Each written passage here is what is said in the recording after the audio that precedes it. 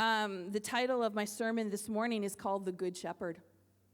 I specifically asked the team, please sing that song, because that's exactly what I'm going to be sharing with you this morning. And when I'm sharing with you this morning, I've got 3 different scenarios that I'm going to be touching on. And I know that there's people here in this room this morning and those that are watching online.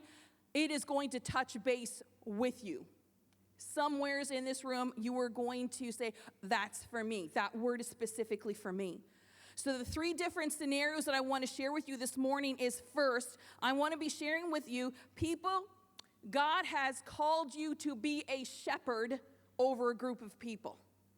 There's people here that God, look, shepherd, we normally think it's going to be a pastor of a church. Yes, it is, but it's more than that. Has God called you to lead, to care over a group of people? And if you are feeling that way, I want to share with you this morning over that particular scenario. The next one is those who have never asked Jesus to be their shepherd. You have never asked Jesus to lead you or to guide you. God wants to give you direction, and if you are feeling lost this morning, you are in the right place, because Jesus is saying, I am your good shepherd, and he is going to be speaking to you this morning. And the third one I want to talk on are those who have wandered away from the shepherd. You once followed him, but you wandered. And this morning, he's calling you back. So this morning, I want to start off. Number 1 is if you're called to be a shepherd. For those who know that you are a shepherd or you're thinking that God has called you in that area, I'm going to help you this morning. If you can bring up Mark 6, starting at verse 30.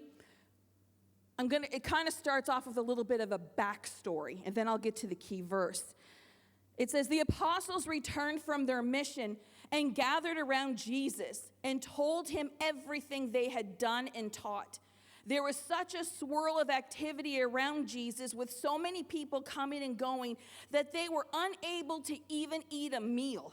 So Jesus said to his disciples, come, let's take a break. We'll find a secluded place where you can rest a while. They slipped away and left by sailboat for a deserted spot. But many of the people saw them leaving and realized where they were headed. So they took off running along the shore. That sounds like someone who's desperate. Then people from the surrounding towns joined them in the chase, and a large crowd got there ahead of them. By the time Jesus came ashore, a massive crowd was waiting. And this is the key verse. At the sight of them, his heart was filled with compassion because they seemed like a wandering sheep who had no shepherd. So he taught them many wonderful things. Jesus and his disciples, they were tired, they're hungry. And if you read the chapter before, that is where John the Baptist was beheaded, where he was murdered. That was their friend. That was the cousin of Jesus. So they're also going through the emotion of that. So they were all dealing with emotions. They were tired. They were hungry. They needed to rest and refuel. We've all been there. We all are saying, God, I just need some time to refuel. So Jesus said, let's go off alone. A very understandable response. And there are definitely times in our lives when we need to rest, and we need to take that time to have our strength renewed in order to care for others. In order to care for others. Now, Jesus and his disciples, they head off by boat. But at the same time, people were watching them from the shore. And some of these people were in desperate need of answers. Some needed advice. Some needed healing. Some needed a miracle. And some needed peace in the middle of their storm. Some just needed to matter. Will you just see me? So in their desperation, these people ran after Jesus.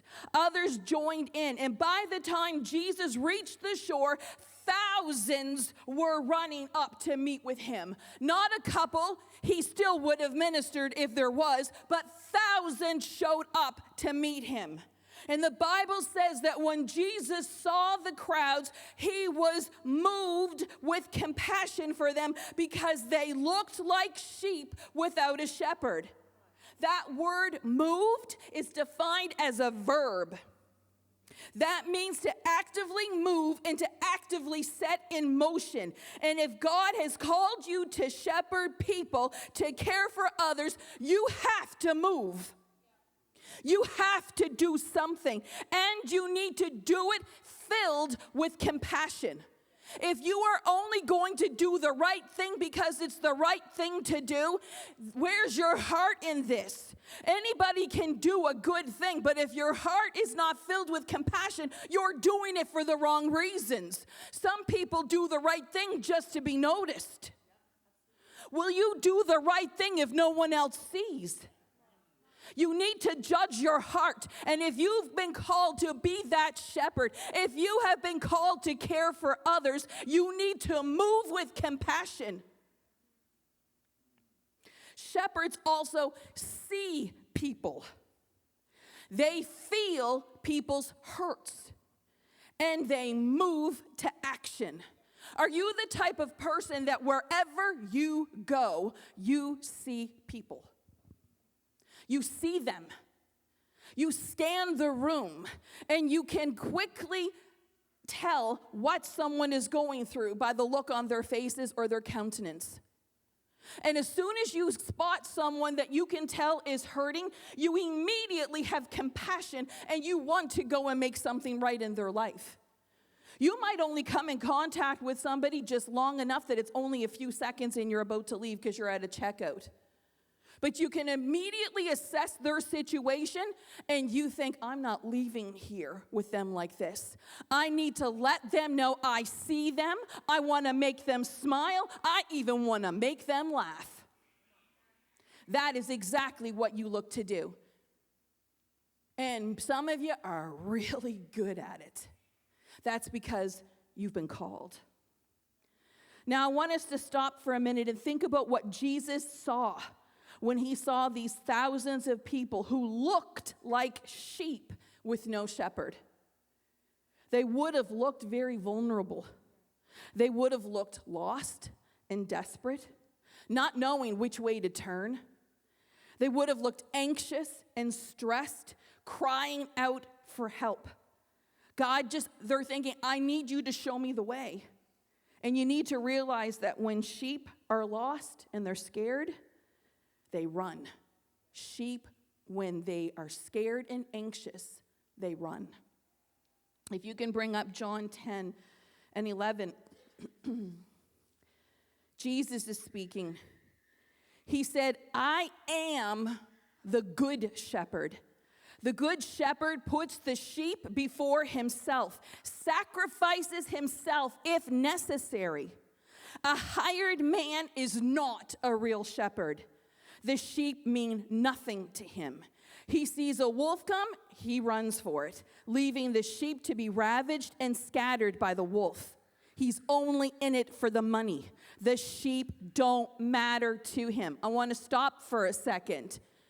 You aren't thinking about what you're going to get out of this situation as a true shepherd called by God. You are only thinking about those that God has called you to. But if you're thinking about yourself, if you are thinking about what you're going to get out of this situation, when times come and struggles come, you're going to leave. You're going to run.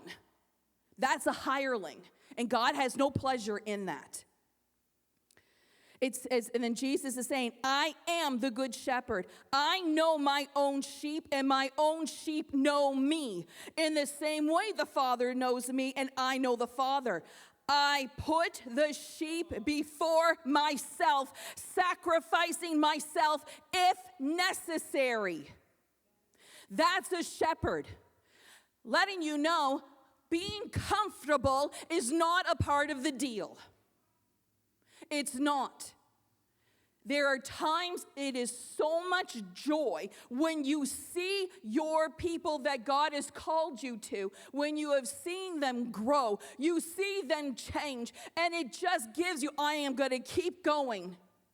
But when things go rough, it is your love for them and your caring and your compassion that keeps you staying where you are. In this portion of Scripture, Jesus is referring to himself as the Good Shepherd. He said, I put the sheep before myself, and I will sacrifice myself if necessary. Jesus was physically tired, went off to have some alone time, but what he saw stopped all of that. He put the sheep first. Jesus, having the character of a shepherd, he looked at all those people on the beach, and he saw sheep with no shepherd. There were thousands of people running. Just like I said, sheep run when they're scared, when they're anxious, and he saw thousands of people running. And Jesus is asking you, as a shepherd, as people who are caring for others, will you actually sacrifice yourself if it's necessary? It's easy to say yes when you're in front of a group of people. But when the phone goes off in the middle of the night, with someone who's intoxicated on the other side, because she was sexually abused by her father as a child. And I got up at 3 o'clock in the morning to talk her through. Was it easy to get out of bed in the middle of the night? No. But she needed me at that moment. My husband and I were talking this morning. The enemy likes to come at nighttime. Do you not notice that? If you're not feeling well, you feel worse at night. When anything that is bothering you mentally, emotionally, it's worse at night. So shepherds,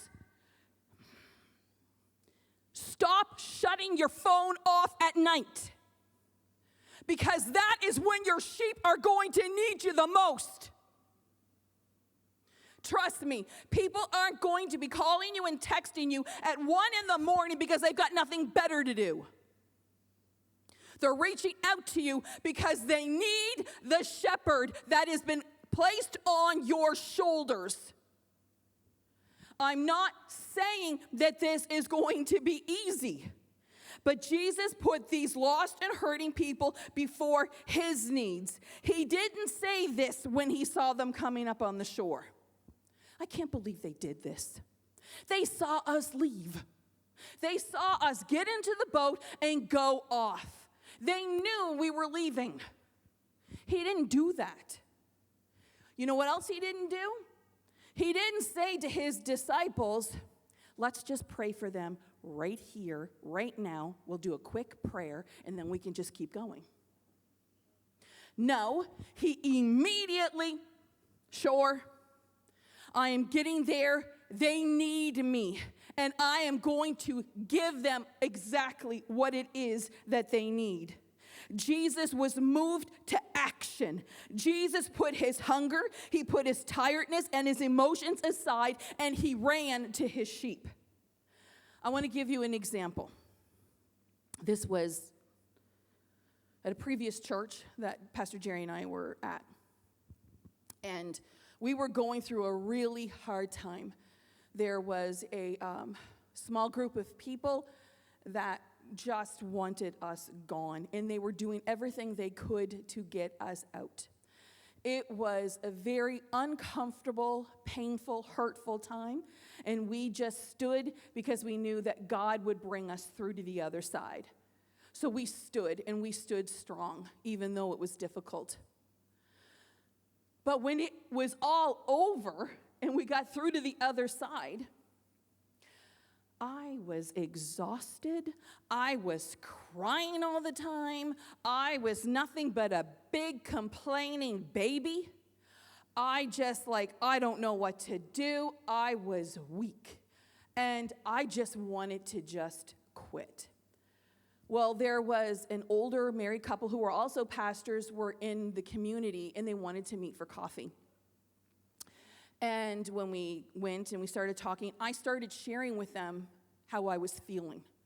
It's like, why am I breaking down now?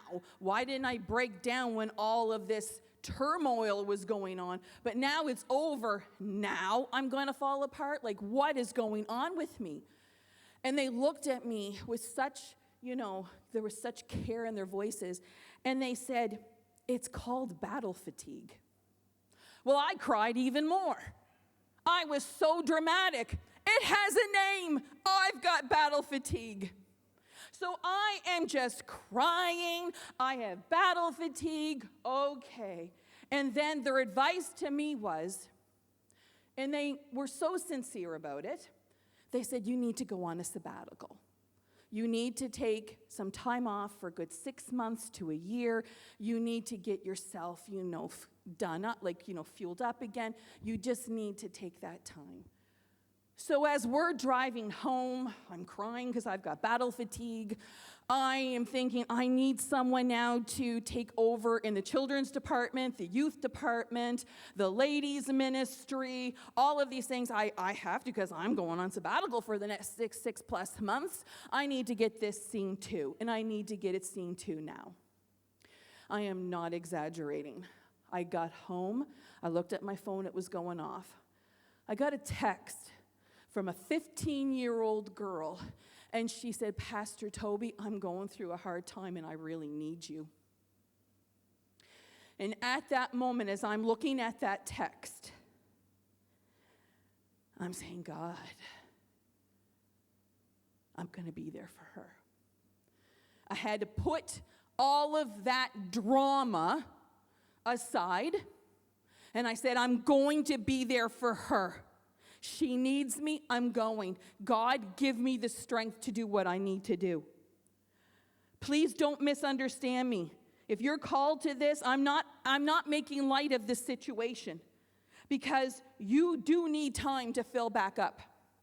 What I am saying is, when you're tired and you see someone who is hurting and in distress, cry out to God first. God will empower you for you to be able to react like Christ did.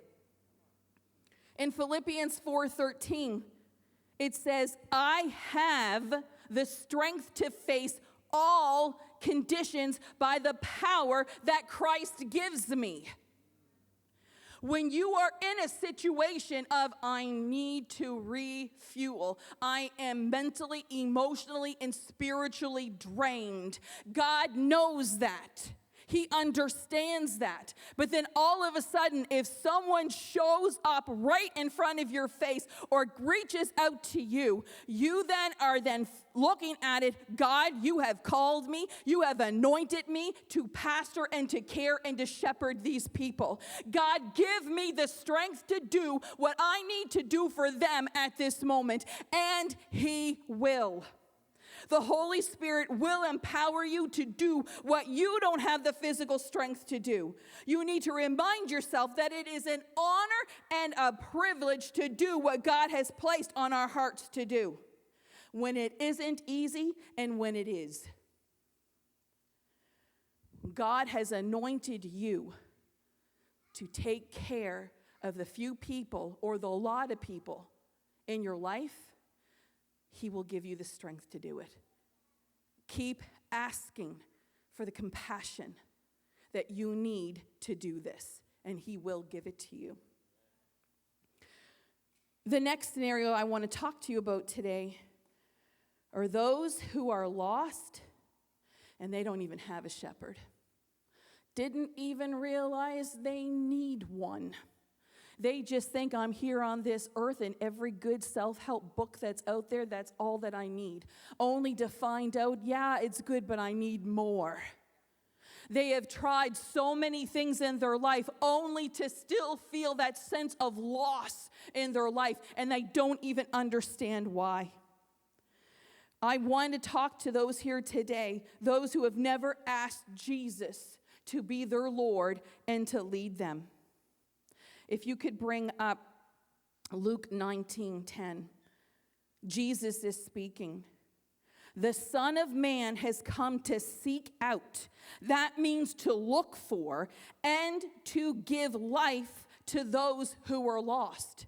That's why Jesus came. He left heaven, took on the form of flesh, and came down here because he said, there are those who need me. They are lost, and I am going and I am looking for them, and I am getting them, and I am bringing them to life. That word life means to save you, to keep you safe, to rescue you, and to heal you and make you whole. All of that comes from that one word, life.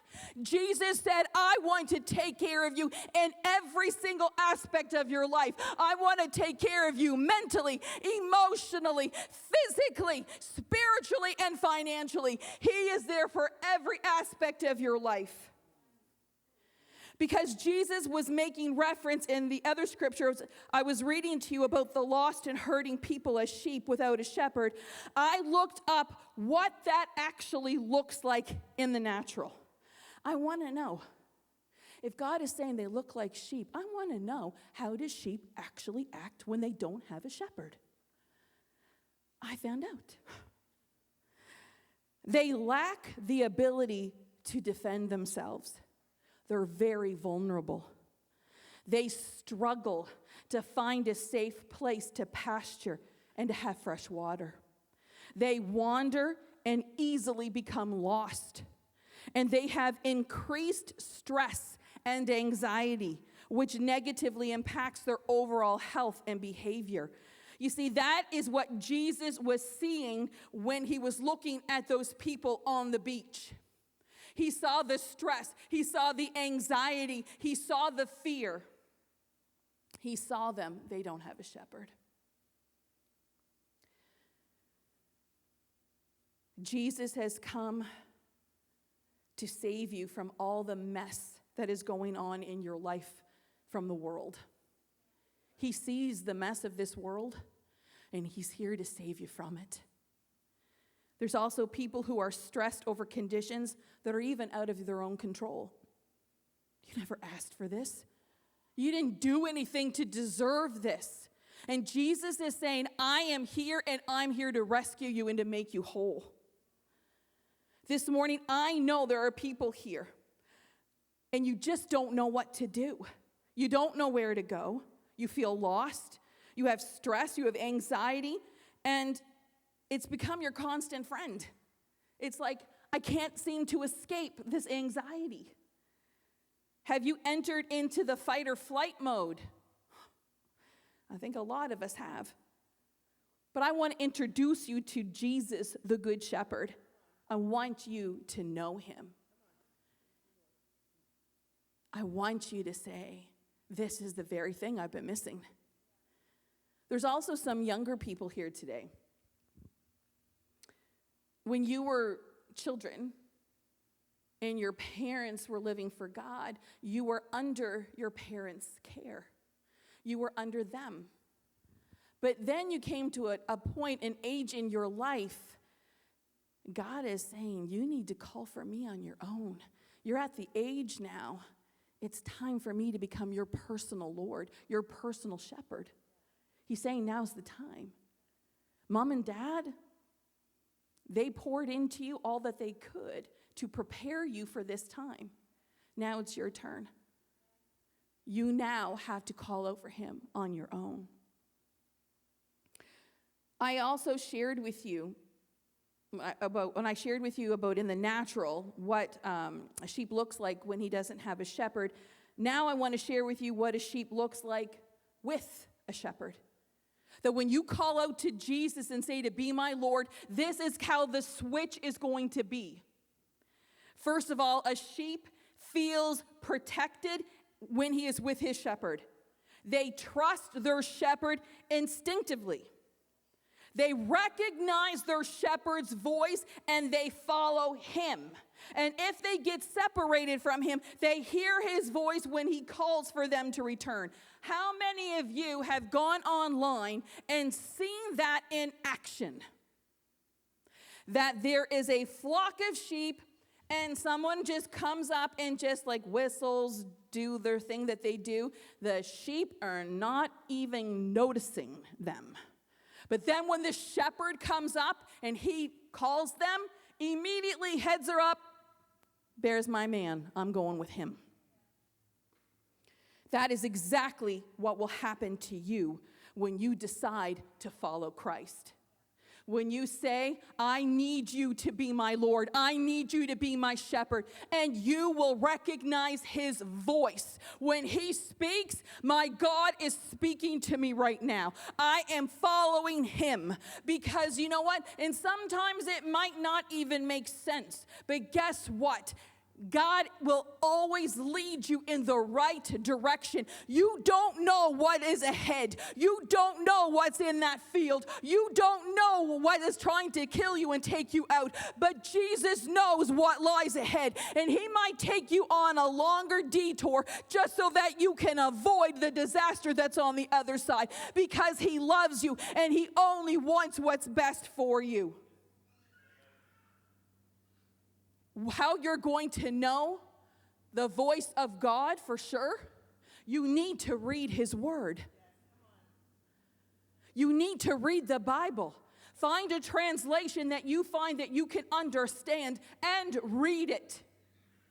He is going to tell you in that word what direction to go. He will also convict you of sin. What? Yeah, we sin. And God is going to convict you of it. Things that you didn't even realize were wrong, all of a sudden you're going to read it and it's like, oh, okay, I need to change that. And change it quickly. I strongly advise you, do it quick. Because there's ravenous wolves all around, waiting for you to go off in a direction where the shepherd isn't, and they're going to pick you off. Obey your shepherd. The third scenario I want to share with you are with those who once followed Jesus as their shepherd, but they wandered. Could you bring up Luke 15, please? It says, there once was a shepherd with 100 lambs, but one of his lambs wandered away and was lost. So the shepherd left the 99 lambs out in the open field and searched in the wilderness for that one lost lamb. Telling you right now, if you're a hireling, if you are only shepherding for your own glory, you're going to let that one, I'll get another one. But the good shepherd is going to look for that one. He didn't stop until he finally found it. And with exuberant joy, he raised it up and placed it on his shoulders. He didn't punish it. He picked it up, carrying it back with cheerful delight. And returning home, he called all his friends and neighbors together and said, let's have a party. Come and celebrate with me the return of my lost lamb. It wandered away, but I have found it and brought it home. And Jesus continued, in the same way, there will be a glorious celebration in heaven over the rescue of one lost sinner who repents and comes back home and returns to the fold, more so than for all the righteous people who never strayed away. For those that are here today and who are watching online, you once followed very closely to him, but you began to stray. First thing I want to let you know, you're still a part of his flock. You're still a part of his flock, and he's coming looking for you. He's not looking for you to beat on you or to punish you. He wants to pick you up and put you on his shoulders and say, I'm taking you home. What I just read to you is talking about those who once followed Jesus and wandered away. There are those here this morning who once followed him, and you don't know exactly how it even happened, but you got separated from him. You didn't mean for it to happen. Sometimes things in life become a distraction. Sometimes we sneak back to the old friends, or we go off with the way things used to be. and you didn't realize that it was going to actually pull you away from him. You see, desires, addictions, hurts, fears will all pull you away from following your shepherd. You never thought that it would end up like this. You never realized that you were going to end up alone or feeling alone. And you've asked yourself, how did I even get here? How did I get back in this mess again? Well, it didn't happen overnight. It didn't. And if you don't understand why you got separated and wandered off in the first place, you're going to do it again. You need to judge yourself. I'm not asking someone else to judge you. I'm asking you to judge yourself. You need to be brutally honest with you and say, how did I get back here? Sometimes it starts off with, I'm going to use just this one type of scenario. An old friend. Hey, we're going out tonight. You want to come? And you know full well what going out means. Well, I'm just going to go. I'm just going to fellowship. I'm not going to do anything wrong. So you go off, but now visualize this as a sheep looking at his shepherd. I'm just going to go over here. Oh, I still see my shepherd. I'm still good. So I'm just going to socialize here tonight. All good. Nothing's going wrong. I even mentioned Jesus a couple of times. And then I went back. And then I get another invite to go somewheres. And it happens again and again. And then, I'm just going to do a little bit. I'm just going to have a little bit tonight. And then, I still see Jesus. I still see my shepherd. I'm good. But then you're starting the pattern back of the past of going places where you know Jesus doesn't really want you going. Hanging out with people you know don't have the same call on their lives at that moment that you've got on yours. And the more you keep going down that path, the world intercepts between your view to where Jesus is. You no longer can see Jesus because it's the world that is standing between you and him. You find it very hard now to hear your shepherd's voice because of the noise in this world. And the next thing, you find yourself lost. You didn't mean for it to happen, but you have to be aware of the enemy's devices. Just like a sheep, I said, wolves and all of those that are waiting for you to just slowly slip away from your shepherd so they can pick you off. I want you to know that Jesus has been calling out your name, just like that shepherd who went out looking for that one. And some of you are here, and he's been calling you for quite a while. Doesn't matter how messy your situation is, he's going to come and show up in your mess.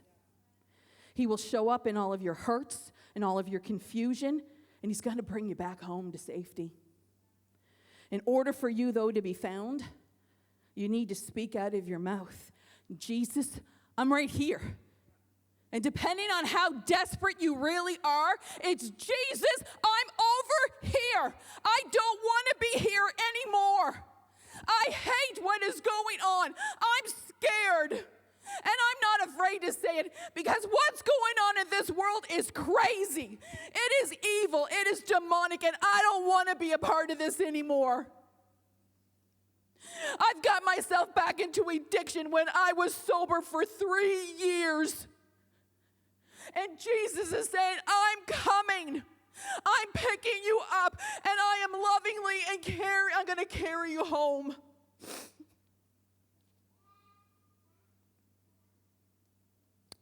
He's going to come to you immediately. Can you bring up that picture? I need you to see yourself in this picture. It's black and white. It looks nicer in color. I can't see my words right now for the tears in my eyes, so give me a minute to blink them away. He is going to bring you home. Thank you, Mark. Oh, now the makeup is going to run. It's not going to be pretty. It's okay. You need to see yourself in this picture. You need to see Jesus running for you. Now, this morning, if you have never asked Jesus to be your Lord, if you've never asked Jesus and say, I need a shepherd, trust me, I need some help. Can the worship team come up? If you've never prayed that prayer, he's waiting. He's waiting for you to say, I want you. And he's going to come. And I'm going to invite you up here this morning. I'm not going to ask anyone to raise their hands. Just come up. If